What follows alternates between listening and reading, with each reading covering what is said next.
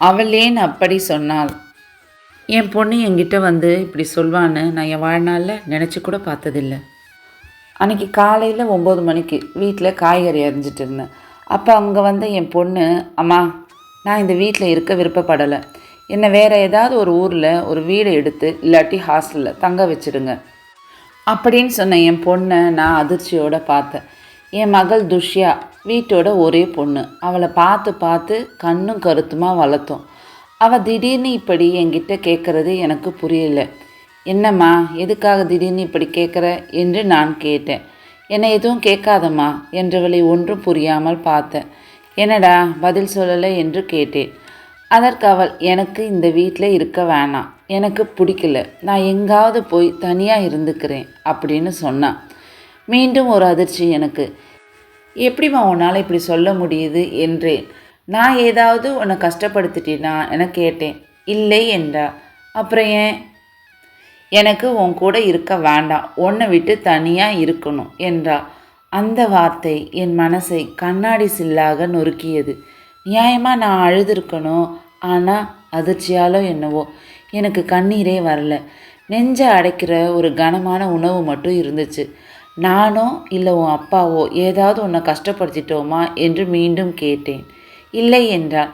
அப்போ என்னடா, என்ன காரணம்? நான் ஏதாவது தப்பாக உன்ட்டு நடந்துக்கிட்டேனா? என்ன நான் மாற்றிக்கணுமா? உனக்கு பிடிக்காத ஏதாவது நான் செஞ்சேனா சொல் என்றேன். நான் என்னை மாற்றிக்கிறேன் என்றும் சொன்னேன்.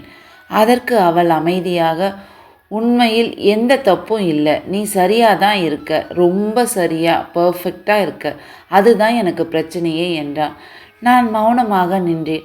உன்னை மாதிரி இருக்கக்கூடாதுமா, உன்னை மாதிரி இருந்தால் இந்த உலகத்தில் வாழ முடியாது. எனக்கு இந்த உலகத்தில் வாழணும், நிம்மதியாக சந்தோஷமாக வாழணும். அதுக்கு நான் உன் கூட இருக்கக்கூடாது என்றார். என் உள்ள மதிர்ந்து கொண்டே சென்றது. நான் உன்னோட இருந்தால் உன்னை மாதிரியே நல்லவளாக வளர்ந்துடுவேன். எனக்கு உன்னை விட்டால் யாரையும் தெரியாது. அதனால் என்னால் மற்றவங்களோட சேர்ந்து வாழ முடியலை.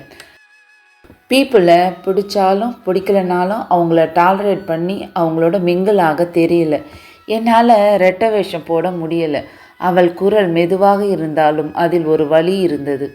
நம்ம சுற்றி இருக்கிறவங்க ஒருத்தரை பற்றி ஒருத்தவங்க தப்பு தப்பாக பேசுகிறாங்க, ஆனால் அதே நேரத்தில் அவங்களோட க்ளோஸாகவும் இருக்கிறாங்க. இதில் எது உண்மைன்னு எனக்கு புரியல. அவங்க தப்பாக பேசினாலும் ஃப்ரெண்ட்ஷிப்பை கட் பண்ண மாட்டுறாங்க. அதுவும் எனக்கு பொய்யா தெரியல.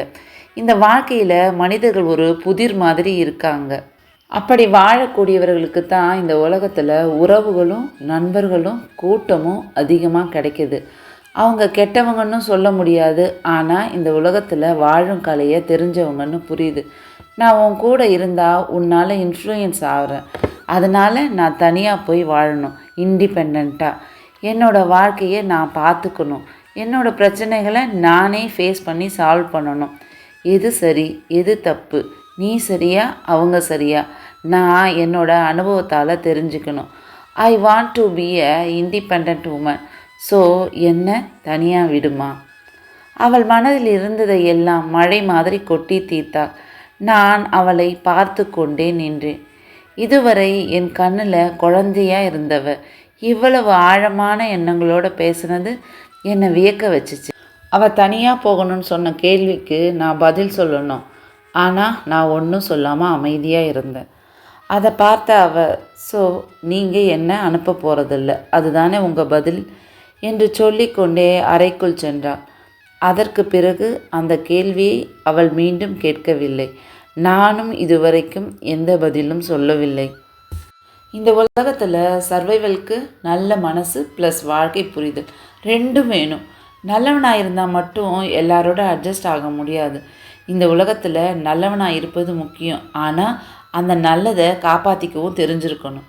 சில பிரிவுகள் உறவை உடைக்காது, ஒரு மனுஷனை உருவாக்கும்.